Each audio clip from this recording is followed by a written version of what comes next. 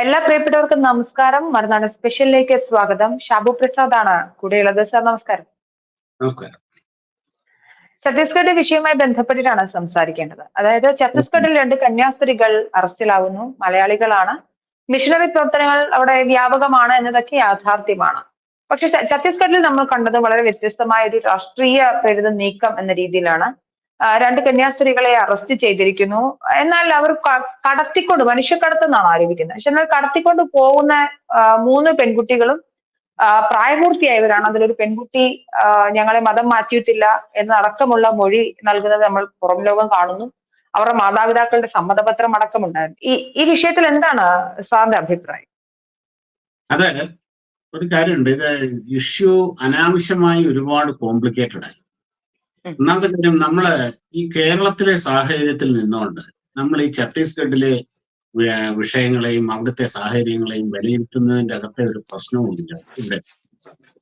ഛത്തീസ്ഗഡ് എന്ന് പറഞ്ഞു കഴിഞ്ഞാല് ഈ നക്സലിസം എന്ന് ഞാനതിനെ ആ ഒരു ഓമനപ്പേരിൽ വിശേഷിപ്പിക്കാൻ ആഗ്രഹിക്കുന്നില്ല. ഞാനതിനെ കമ്മ്യൂണിസ്റ്റ് ഭീകരവാദം എന്ന് തന്നെ വിശേഷിപ്പിക്കും.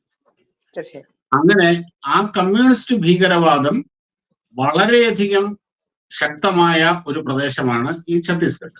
അതിന്റെ പല പ്രദേശങ്ങളിൽ ഇപ്പൊ ഈ പെൺകുട്ടികളെ കൊണ്ടുവന്നു എന്ന് പറയുന്ന സ്ഥലം, ഈ നാരായൺപൂർ ഒക്കെ എന്ന് പറയുന്നത്, ശരിക്ക് അവിടെ ഒരു നമ്മുടെ ഭരണകൂടത്തിനും ഭരണഘടനയ്ക്കും പോലും കടന്നു ചെല്ലാൻ പറ്റാത്ത അത്രമാത്രം ഭീകരത തളം കെട്ടി നിൽക്കുന്ന ഒരു പ്രദേശമാണ്. ഇപ്പൊ അത് വളരെ ഗണ്യമായിട്ട് കുറഞ്ഞിട്ടുണ്ട്, പക്ഷെ ഇപ്പോഴും അതുണ്ട് എന്നുള്ളൊരു യാഥാർത്ഥ്യമാണ്.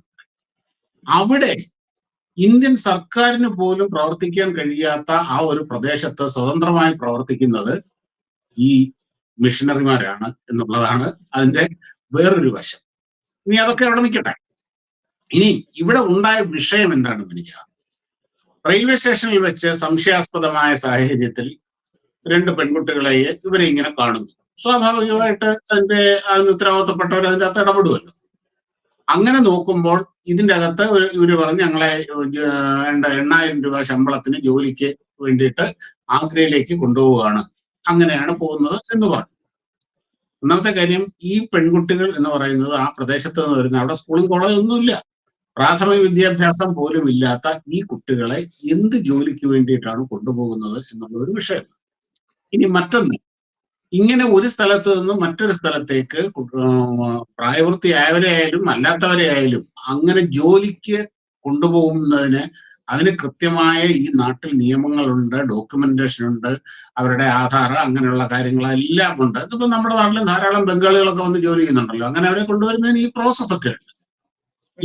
ഇതുപോലെ ഛത്തീസ്ഗഡ് പോലൊരു പ്രദേശത്ത് അത് കുറെ കൂടെ കർശനമായിട്ടാണ് ആ കാര്യങ്ങൾ ഫോളോ ചെയ്യേണ്ടത്. അങ്ങനെ ഓരോന്ന് സംഗതി പരിശോധിച്ചപ്പോ അതിലൊരു പെൺകുട്ടി മൊഴി കൊടുക്കുന്നു, അവരുടെ കൺസെന്റോടു കൂടിയല്ല, സമ്മതത്തോടു കൂടിയല്ല ഇത് ഇവരെ കൊണ്ടുപോകുന്നത് എന്ന്. അപ്പൊ സംഗതി അങ്ങ് മാറി. അവിടെ ഇതായി. അപ്പൊ കൈ നിൽക്കില്ല എന്നുള്ളത് കണ്ടപ്പോൾ അവർ പോലീസിനെ അറിയിച്ചു.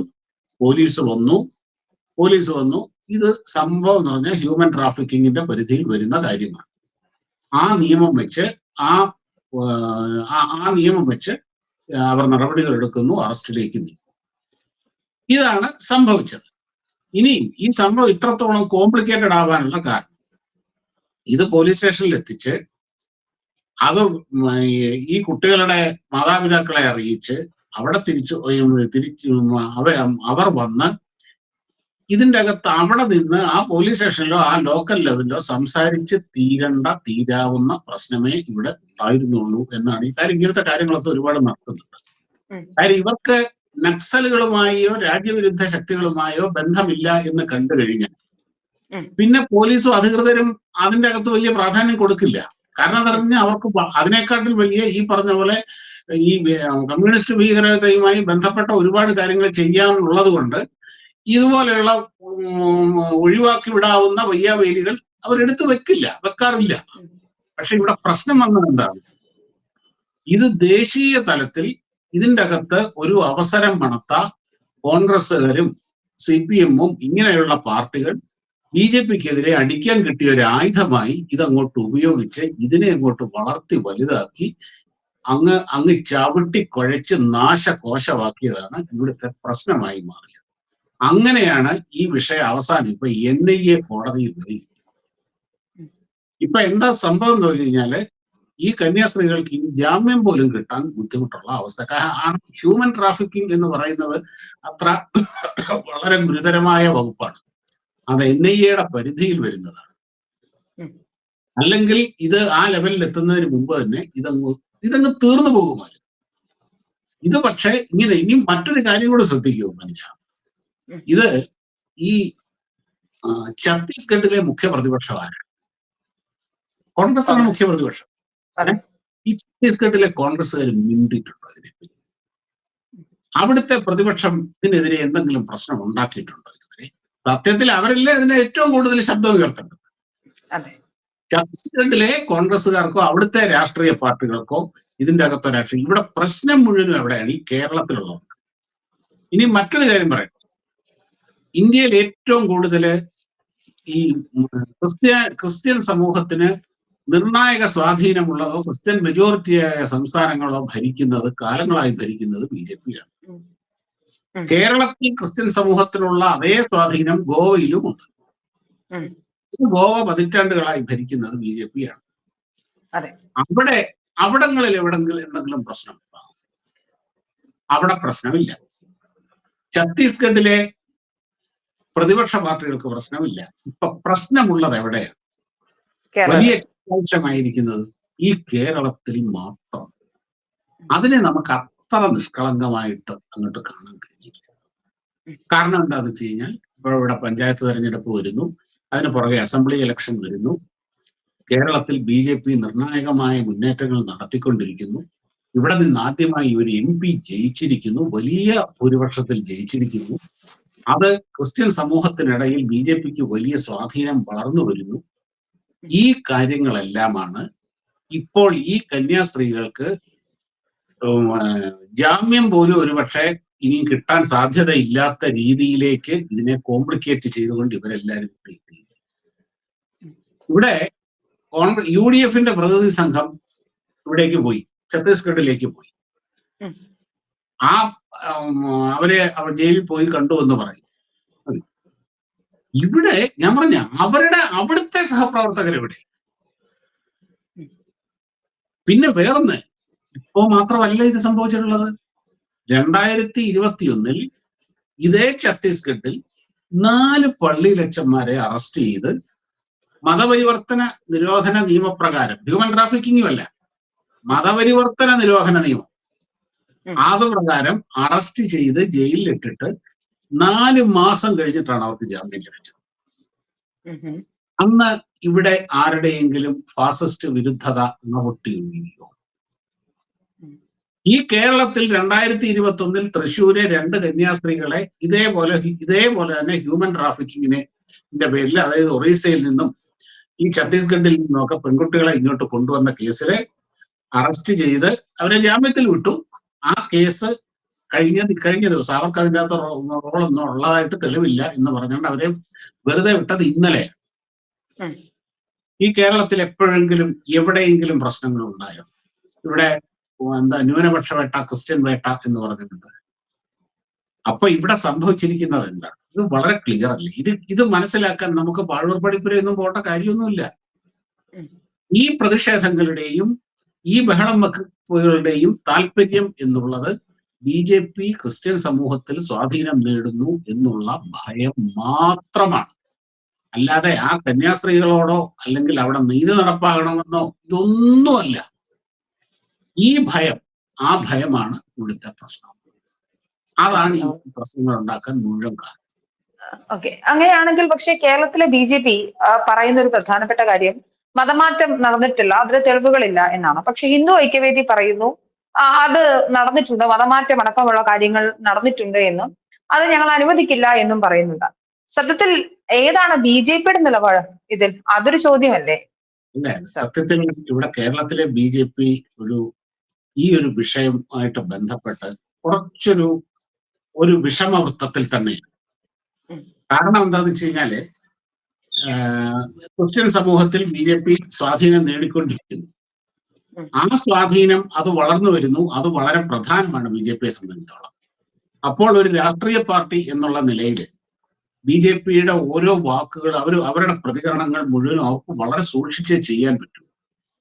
ഇവിടെ പല കാര്യങ്ങളും അവർക്ക് പറയാൻ പറ്റില്ല.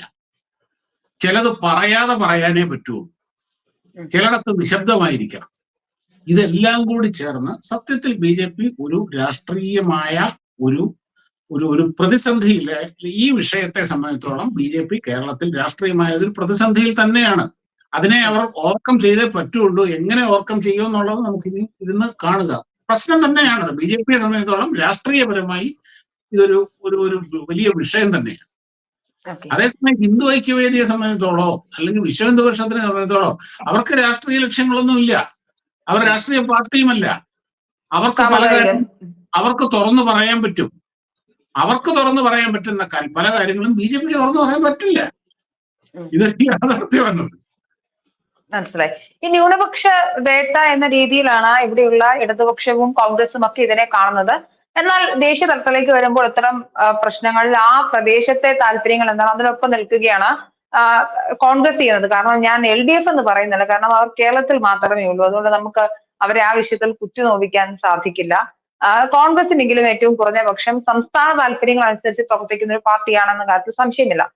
ഇതിലൊരു പ്രധാനപ്പെട്ട കൺസേൺ കന്യാസ്ത്രീകൾ ഉൾപ്പെടുന്ന ഒരു മിഷണറി സമൂഹം വലിയ തോതിലുള്ള മതം മാറ്റങ്ങൾ നടക്കുന്നുണ്ട് എന്നത് യാഥാർത്ഥ്യമാണ്. ഇപ്പോ അതിനു മുൻപുള്ള 2022 കേസുകളടക്കം അതിന് മുൻപുള്ള ധാരാളം കേസുകളുമുണ്ട്. അതുകൊണ്ട് തന്നെയാണ് ഈ മതമാറ്റ നിരോധന നിയമം മതനിയമത്തിന്റെ കീഴിൽ ഛത്തീസ്ഗഡിൽ ഉൾപ്പെടെ വരുന്ന ഒരു സാഹചര്യമുള്ളത്.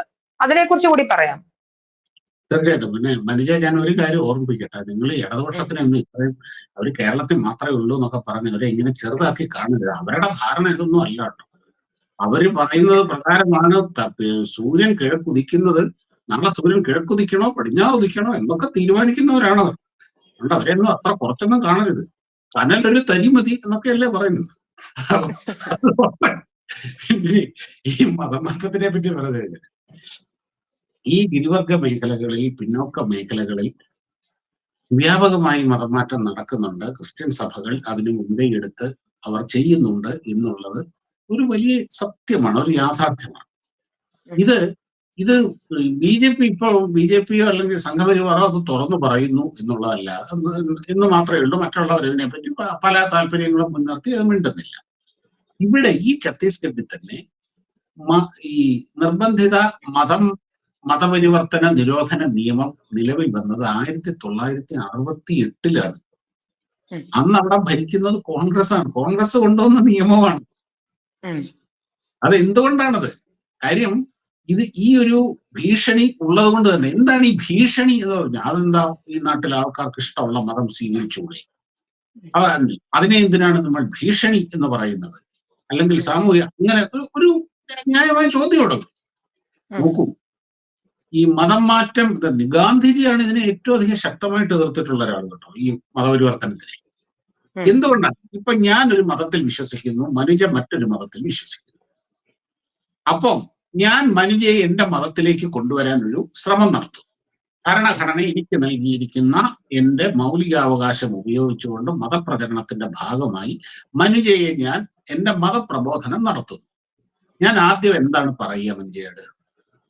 നോക്കൂ, ഞങ്ങളുടെ മതം, എന്റെ മതമാണ് ശ്രേഷ്ഠം, നിങ്ങളുടെ മതം മോശമാണ്, നിങ്ങളുടെ ദൈവങ്ങൾ പ്രാകൃതമാണ്, ഞങ്ങളുടെ ദൈവങ്ങളെ നോക്കൂ, ഞങ്ങളിലേക്ക് വന്നു കഴിഞ്ഞാൽ നിങ്ങൾക്ക് ഇന്ന ഗുണങ്ങൾ ഉണ്ടാകും, നിങ്ങൾക്ക് സ്വർഗം കിട്ടും, നിങ്ങൾക്ക് സമാധാനം കിട്ടും, അവിടെ നിന്നാൽ നിങ്ങൾക്ക് എന്തെങ്കിലും കിട്ടുമോ? മതപരിവർത്തനത്തിന്റെ അടിസ്ഥാനം എന്ന് പറയുന്നത് ഈ രീതിയിലുള്ള കാര്യങ്ങൾ. ഒരു സംശയവും വേണ്ട. എന്തുകൊണ്ടാണ് മറ്റൊരു മതത്തിൽ നിന്ന് എന്റെ മതത്തിലേക്ക് ഒരാളെ പരിവർത്തനം ചെയ്യണം എന്ന് എനിക്ക് തോന്നുന്നെങ്കിൽ അതെന്തുകൊണ്ടാണ്? നിങ്ങളുടെ മതം മോശമാണ്, എന്റെ മതം നല്ലതാണ് എന്ന ചിന്തയിൽ നിന്നും മാത്രമേ അത് വരികയുള്ളൂ. അത്രയല്ലേ വരുള്ളൂ. ആ ചിന്ത തന്നെ നെഗറ്റീവാണ്. അത് പാടില്ല. ഒരു മതനിരപേക്ഷ സമൂഹത്തിൽ ഞാനാണ് വലുത്, നിങ്ങൾ മോശമാണ്, ഇതും ഉച്ചനീചത്വമാണ്. ഈ ചിന്തയും, നമ്മൾ ഉച്ചനീചത്വത്തിനും അയിത്തത്തിനുമൊക്കെ എതിരെ ഒരുപാട് ശബ്ദമുയർത്തുന്നവരല്ലേ. അപ്പോൾ എന്റെ മതം ശ്രേഷ്ഠം, നിന്റെ മതം മോശം എന്ന ചിന്തയെക്കാട്ടിൽ വലിയ ഒരു ഉച്ചനീചത്വം വേറെ ഉണ്ടോ? അതുകൊണ്ട് തന്നെയാണ് മതപരിവർത്തനം എന്ന് പറയുന്നത് ഒരു പാപമാണ്, അത് ചെയ്യാൻ പാടില്ല എന്ന് പറയുന്നത്. ഇവരൊക്കെ പറയും, അതായത് ഒരാൾക്ക് സ്വന്തം ഇഷ്ടത്തിന് മതം മാറി വന്നാൽ എന്താ കുഴപ്പം? അങ്ങനെ സ്വന്തം എത്ര പേര് ചെയ്യുന്നുണ്ട് മനുജ? അത് എത്ര പ്രായോഗികമാണ്? വളരെ വളരെ ലക്ഷത്തിലൊന്നോ അല്ലോ അത് ചിലപ്പോൾ നടന്നു എന്ന് വരും. അല്ലാതെ വ്യാപകമായി നടക്കുന്ന മതം മാറ്റം, വ്യാപകമായി നടക്കുന്ന മതം മാറ്റം ഈ രീതിയിലുള്ള പേഴ്സണൽ കൺസെന്റിൽ കൂടെ അല്ല. അതും ആലോചിച്ച് നോക്കണം. ഗിരിവർഗ മേഖലകളിലും ആദിവാസി മേഖലകളിലും പിന്നോക്ക മേഖലകളിലും ഒക്കെയാണ് ഇത് നടക്കുന്നത്. പ്രാഥമിക വിദ്യാഭ്യാസം പോലും ഇല്ലാത്ത ആൾക്കാരുടെ ഇടയിൽ അവർ സ്വയം ചിന്തിച്ച് മനസ്സിലാക്കി മതം മാറി എന്ന് വിശ്വസിക്കാൻ ആർക്കെങ്കിലും കഴിയും? ഇനി അതൊരു വശം അവിടെ നിൽക്കട്ടെ. മറ്റൊരു വശം പറയട്ടെ. തീർച്ചയായിട്ടും കാരുണ്യ പ്രവർത്തനം നടത്തുന്നു, ആതുര സേവനം നടത്തുന്നു, അതിന്റെ ഭാഗമാണ്, അത് അങ്ങനെ നടത്തുന്നു എന്ന് പറയുന്നു. ശരി, സമ്മതിക്കുന്നു. ഈ കാരുണ്യവും ആതുര സേവനവും ഒക്കെ ഈ ഹിന്ദുക്കളുടെ ഇടയിൽ മാത്രം മതിയോ? ഈ ആദിവാസി ഗിരിവർഗ മേഖലകളിൽ മാത്രം മതി? ഇവിടെ സച്ചാർ കമ്മിറ്റി റിപ്പോർട്ട് പ്രകാരം ഇന്ത്യയിലെ മുസ്ലിങ്ങൾ എന്ന് പറയുന്നത് വലിയ പിന്നോക്കാവസ്ഥയെ നേരിടുന്നു എന്നാണ് പറയുന്നത്. 1000 വർഷത്തോളം ഒരു റൂളിംഗ് കമ്മ്യൂണിറ്റി ആയിരുന്നു കേട്ടോ. അത് പോട്ടെ. അപ്പം ഈ മുസ്ലിങ്ങളുടെ ഇടയില് ഈ ആതുര സേവനത്തിനൊന്നും വലിയ പ്രസക്തി ഇല്ലേ? അവരെയൊന്നും നിങ്ങൾക്ക് ദൈവമാർഗത്തിലേക്കും ശുശ്രൂഷ മാർഗത്തിലേക്കും അല്ലെങ്കിൽ അവരുടെ ജീവിതം ഉയർത്തുന്നതിലൊന്നും എന്താണ് ഈ ചർച്ചിനോ അല്ലെങ്കിൽ സഭകൾക്കോ വലിയ താല്പര്യമില്ലാത്തത്? ഒരു പ്രധാന ചോദ്യമല്ലേ ഇത്? എന്തുകൊണ്ട് ഇവരുടെ ഫോക്കസ് ആദിവാസികളുടെയും പിന്നോക്ക വിഭാഗങ്ങളുടെ ഇടയിൽ മാത്രം നിൽക്കുന്നു? അതത്ര നിഷ്കളങ്കമല്ല. കാരണം വേറൊന്നുമല്ല, അവിടെ ഒരു സംഘടിത ശക്തിയല്ല, എതിർക്കാൻ ആരുമില്ല എന്നുള്ളത് കൊണ്ടാണ്. ഈ പ്രേക്ഷിത പ്രവർത്തനവും ഇങ്ങനത്തെ കാര്യങ്ങളൊക്കെ ഒന്ന് മുസ്ലിം പിന്നോക്ക വിഭാഗങ്ങളുടെ ഇടയ്ക്കൊന്ന് നടത്തി നോക്ക്. ജോസഫ് മാഷിന്റെ കയ്യേ പോയുള്ളൂ. അച്ഛന്മാരുടെയും കന്യാസ്ത്രീകളുടെയും കയ്യും കാലും തലയും എല്ലാം ചിലപ്പോൾ പോയെന്ന് വരും. ഇല്ലേ? അപ്പം ഇതിനെ ആ ഒരു വിശാലമായ അർത്ഥത്തിൽ വേണം നമുക്ക് കാണാൻ. ഇനി മറ്റൊരു കാര്യം ഞാൻ പറയാം. കേരളത്തിലെ ക്രിസ്ത്യൻ സമൂഹം എന്ന് പറയുന്നത് അത് ശരിക്ക് നമ്മുടെ നാടിന്റെ വിദ്യാഭ്യാസ ആരോഗ്യ മേഖലകളിൽ വലിയ കോൺട്രിബ്യൂഷൻസ് നൽകിയിട്ടുണ്ട്. ഇപ്പം ഇവിടുത്തെ ഓർത്തഡോക്സ് വിഭാഗം അവർ ആ കമ്മ്യൂണിറ്റിയുടെ എന്താണ് ആ ഡിഗ്നിറ്റി നിലനിർത്തിക്കൊണ്ട് ഒരു സംവരണത്തിന്റെയും പുറകെ പോകാതെ അവർ പഠിപ്പിച്ച് അഭിമാനമുള്ള ഒരു സമൂഹമാക്കി മാറ്റിയതാണ്. കേരളത്തിലെ ഏതാണ്ട് എല്ലാ ക്രിസ്ത്യൻ സഭകളും സമൂഹങ്ങളും അങ്ങനെ തന്നെയാണ്. ഒരു സംശയവുമില്ല. വലിയ അവരുടെ കോൺട്രിബ്യൂഷൻസ് വളരെ വലുതാണ്. പക്ഷേ ഈ കേരളത്തിലെ ഈ സാഹചര്യമല്ല മറ്റു പല സംസ്ഥാനങ്ങളിലും, പ്രത്യേകിച്ച് ഈ ഛത്തീസ്ഗഡ്, ഒറീസ, ബംഗാള്, നോർത്ത് ഈസ്റ്റ് മേഖലകളിലെ ജീവിത സാഹചര്യങ്ങൾ പലപ്പോഴും എന്ന് പറയുന്നത് നമുക്ക് ചിന്തിക്കാൻ പോലും കഴിയുന്നതിനപ്പുറം. അവിടെ നടക്കുന്നത് നിഷ്കളങ്കമായ കാരുണ്യ പ്രവർത്തനം അല്ല. അത് നമ്മൾ തുറന്ന് പറയുന്നതിൻ്റെ അകത്ത് ഒരു ഭയവും വേണ്ടതില്ല. അതിൻ്റെ അകത്ത് ഇപ്പം ഇതിൻ്റെ അകത്ത് ഈ പ്രവർത്തനങ്ങളിൽ ഈ രീതിയിലുള്ള കാര്യങ്ങളിൽ ഏറ്റവും അധികം എതിർപ്പുള്ളത് ഈ കേരളത്തിലെ ക്രിസ്ത്യൻ സമൂഹത്തിൽ തന്നെയുണ്ട്. എനിക്ക് ധാരാളം കൂട്ടുകാരുണ്ട്. അവർ പബ്ലിക്കായിട്ട് പറയുന്നില്ല എന്നുള്ളതേ ഉള്ളൂ. അവർ വളരെ ഇതായിട്ട് തന്നെ ഇത് സമ്മതിക്കുന്ന ഒരു കാര്യമാണ്. ഇപ്പം എന്തായിരിക്കും ഇനി ഒരു വോട്ട് ബാങ്ക് രാഷ്ട്രീയം? കാരണം നിലവിൽ BJPക്ക് എതിരായി മാറിയിരിക്കുന്ന ഒരു അവസ്ഥയുണ്ട് കേരളത്തിലെ ക്രിസ്തീയ സഭകളെല്ലാം തന്നെ. അതെങ്ങനെയായിരിക്കും ഈ കേരളത്തിലൊരു രാഷ്ട്രീയത്തിൽ ഇത് പ്രതിഫലിക്കുക എന്നോട് പറഞ്ഞിട്ട് നമുക്ക് ചർച്ച അവസാനിപ്പിക്കാം. നോക്കൂ ഞാൻ ഇവിടെ പറഞ്ഞല്ലോ, ഈ കേരളത്തിലെ ക്രിസ്ത്യൻ സമൂഹത്തിനെ എത്ര പെട്ടെന്നൊന്നും കബളിപ്പിക്കാൻ കഴിയും?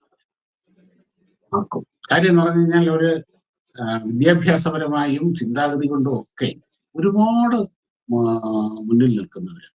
അവർക്ക് അതുണ്ട്. ഇപ്പം ഇവരെ ഈ നാട്ടിലെ സാധാരണ മുസ്ലിങ്ങളെ ബിജെപിയെ കാണിച്ച് അല്ലെങ്കിൽ ഏതെങ്കിലും ഉത്തരേന്ത്യയിലെ ഏതെങ്കിലും ഒരു സംഭവം കാണിച്ച് തെരുവിലിറക്കി ആ രീതിയിൽ പറ്റിക്കുന്നത് പോലെ ക്രിസ്ത്യൻ സമൂഹത്തിനെ പറ്റിക്കാൻ പറ്റില്ല.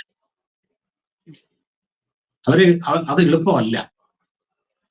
ഈ ഇവരൊക്കെ വിചാരിക്കുന്നവർ ഇപ്പൊ സഭ ഇടയലേഖനം കണ്ടോ അല്ലെങ്കിൽ സഭ എന്ത് തീരുമാനിക്കുന്നു, സഭ പറയുന്ന മാതിരി ഒക്കെ പറഞ്ഞു പോയി വോട്ട് ചെയ്യുന്നവരല്ല കേരളത്തിലെ ക്രിസ്ത്യൻ സമൂഹം. അങ്ങനെ ഒരു ക്രിസ്ത്യൻ സമൂഹം ഉണ്ട്.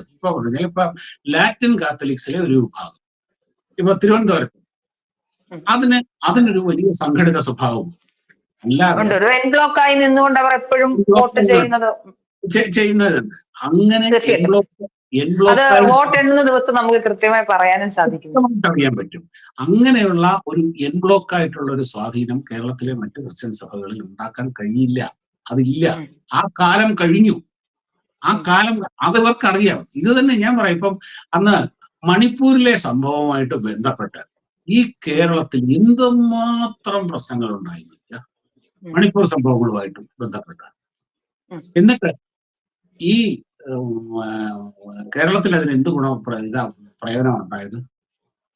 എന്നിട്ട് സുരേഷ് ഗോപിക്ക് എങ്ങനെയാണ് ഇത്രയും അധികം വോട്ട് കിട്ടിയത്? അന്നും ഇതേപോലെ പല സഭാ മേലധ്യക്ഷന്മാരും അച്ഛന്മാരും ഒക്കെ പറഞ്ഞിരുന്നു.